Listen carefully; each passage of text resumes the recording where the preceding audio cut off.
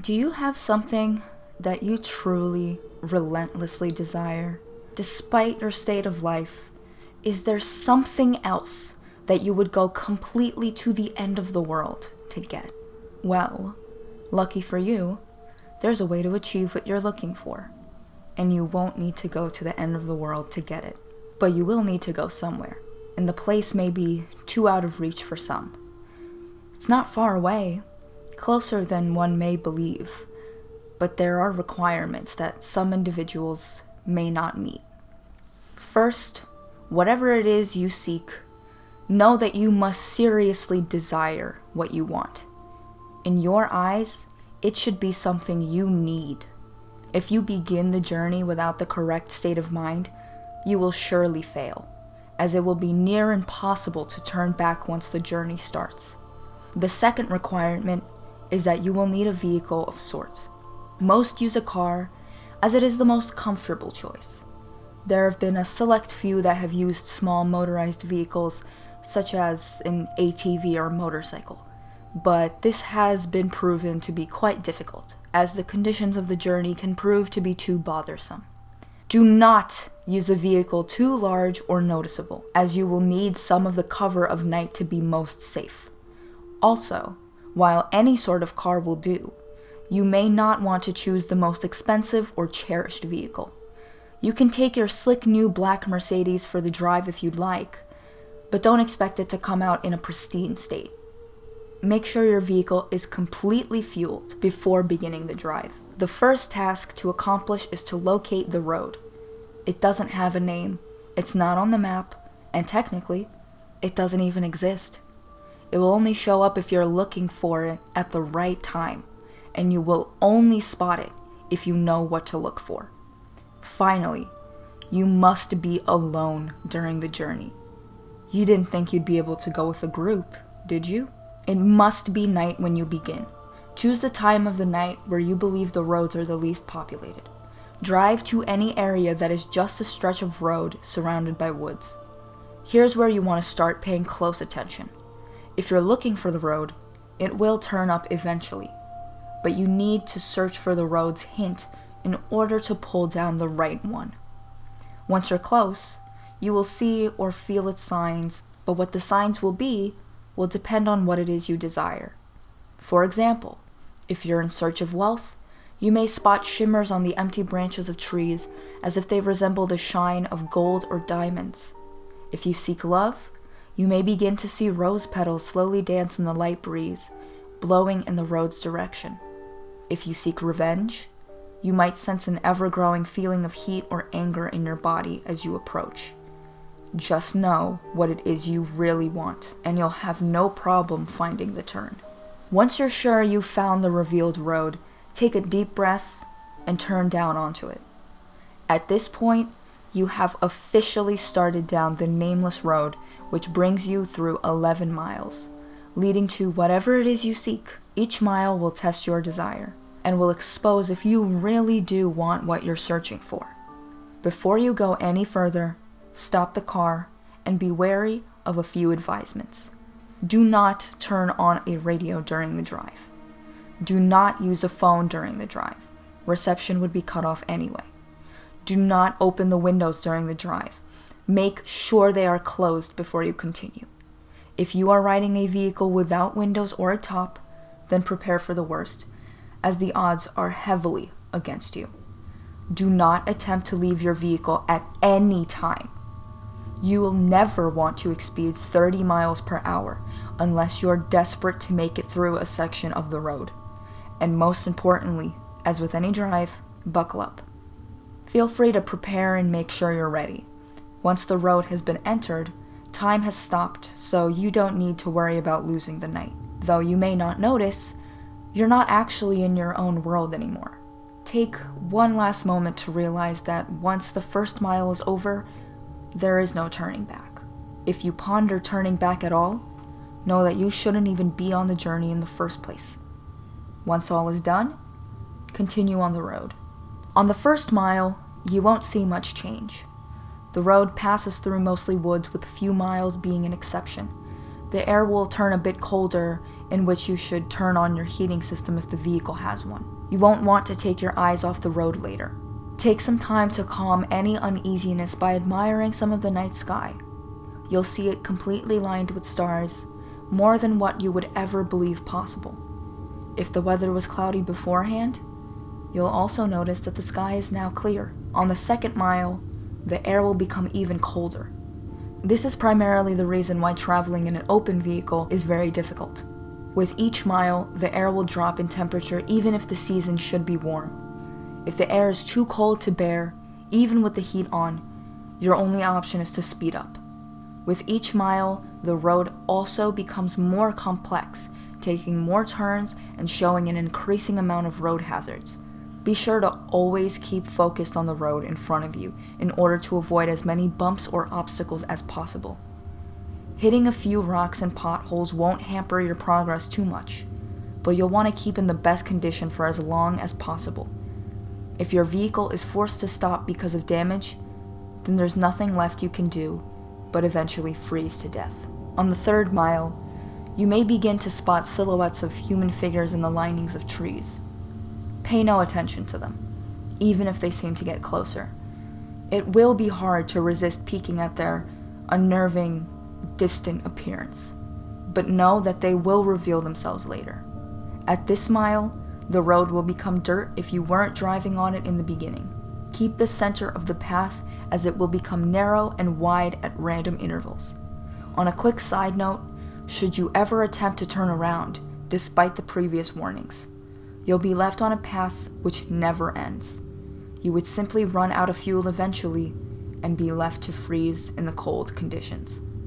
On the fourth mile, you will not only see more of the figures, but you will also begin to, in a sense, hear them. In the back of your mind, a very faint, unintelligible whisper will echo. These will come and go, but you can't stop them. If they become bothersome or distracting, try and tune them out by thinking of what it is you desire. Attempting to listen and determine what the voices are saying will only attract them to you, and you want to be as far away from them as you can. They'll be closer later, so there's no use bringing them near you this early. On the fifth mile, you will come to a clearing. The lining of trees to your left will disappear to reveal a lake with no end, with a beaming, great moon over the water. The illumination from the moon will be so spectacular that the vehicle's headlights will no longer be required. Restrain yourself from gazing at it. If you look at its light for even more than a few seconds, the road in front of you will end, throwing your vehicle into the water in which you will freeze in mere minutes. The voices will be gone for this mile, but don't rejoice yet. They'll be back. On the sixth mile, take into account that you are more than halfway done. Despite the progress, you may lose hope here. The stars will have disappeared at this point, leaving the sky an empty, black abyss. The clearing will have ended, leading you back into the woods. The only light you will have will be provided by your vehicle's headlights, but they will flicker from time to time, even if you're sure they're in perfect working order. If you have a radio in the vehicle, it will turn on here automatically. If you didn't turn it off beforehand, it will produce an overwhelming screech that will send you off the path. A calm voice will then begin to speak about your greatest fears, what it is you are horrified of in your life. It will speak in a way that will cause you to visualize the words in your mind, so don't listen to it. If you begin to comprehend what it's saying, the horrors will prove too much for you to stay on the road safely. Attempting to turn off the radio will prove no use. Speed up if you need to. Just keep your mind off the voices as much as you can. As you approach the end of the mile, the voice will fade out of the speakers, leaving your ears at peace. For now. On the seventh mile, the voices from the figures will return. It won't sound like a whisper this time, but more like distant screams, growing closer with each second. At some point on this mile, you'll hear one of them in your ear, as if one of them were right behind you. This is because one of the figures have found their way into your vehicle. Do not turn around. Their faces will shock you to a paralysis, leading you off the road. If you don't draw attention to it, it will become uninterested and hopefully leave. These beings are said to be ones who have traveled down this road before, but were not successful. They live the remainder of their existence suffering in the darkness, with their only goal being to bring other travelers down with them. It has been said from experience that these beings can't physically harm you. So long as they don't cause you to wreck, you should be fine. On the 8th mile, slow down if you're going too fast. The road here takes very sharp turns, which, if overshot, will throw the vehicle into a pit through the trees. The cold is near fatal here. If you were to have a glass or bottle of liquid in your vehicle, it would be solid in seconds. The heating system will have become completely obsolete. Your headlights will flicker more, sometimes shutting off for a few seconds. You should brake if this happens, but do not completely stop. The figures will be following you at this point, and should you stop for too long, they will surround and trap your vehicle. More of their screams can be heard from outside your doors, sometimes even sounding of maniacal laughter. Their hands will claw at your windows, desperate to reach in and feel something living. Do not look at them. They won't block your windshield, and the last thing you want to happen is to crash and be trapped with them. If you don't make it from here, pray that it's the freezing that ends you. On the 9th mile, your vehicle will stall. The headlights will shut off, as will all other systems inside. There is nothing you can do to prevent this. What you will need to do is close your eyes and immediately attempt to restart the vehicle. Keep your eyes closed, as the figures would have surely surrounded you at this point. The starting of the vehicle will frighten them, and they will all back away temporarily. This will give you a chance to start moving forward again. If you begin to hear the windows crack from their struggle, don't lose focus. The beings can alter the vehicle, but remember that they still do not have the strength to physically affect you. You will hear nothing but their voices rampage in your mind, as there could be anywhere between a dozen or 100 after you now. Once you start the vehicle, floor it. Floor it so long as you can stay on the path. When the mile's done, the beings will retreat. On the 10th mile, the voices of the beings will stop. If you were to look in your rearview mirror, do not actually do this. You will see them following you, but not as if they were chasing you. They're watching you, as if they were seeing you off. As you go down the 10th mile, the road will be smoother, as if you were back on the 1st mile. The figures will be lining the sides of the path ahead of you. They won't be after you, but they will watch you as you pass. Some have theorized that the beings are impressed here, that you have come a long way on the journey to what you desire. This is false. They are not impressed, but they are happy. They are happy you are about to approach the next mile. They are happy because you are most likely going to your death. On the 11th and final mile, everything in your vehicle will lose power, as it did on the 9th mile. The vehicle would normally be immobile, but you will still be moving. An unknown force will be pulling you forward. In the darkness, you will see a glowing red light up ahead, as if it were a light at the end of a tunnel. Close your eyes and cover them. Do whatever it takes to make sure you do not see what you are about to go through. Covering your ears would also be helpful, but keeping your eyes covered should be a higher priority.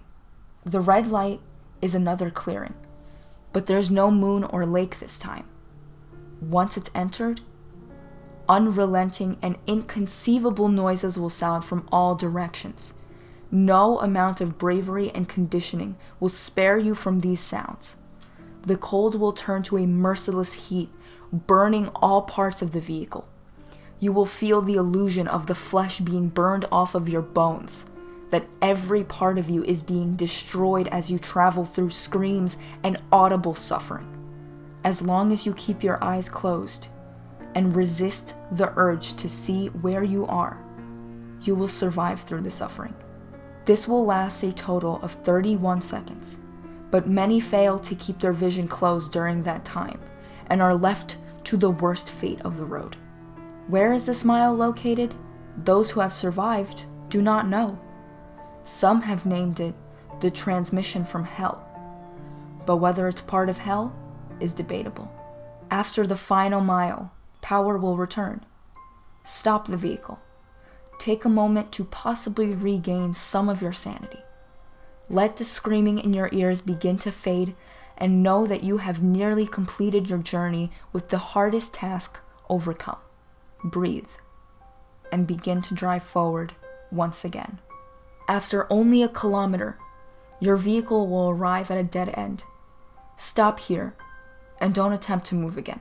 Nothing will happen right this second, but do not be disappointed. Relax and close your eyes.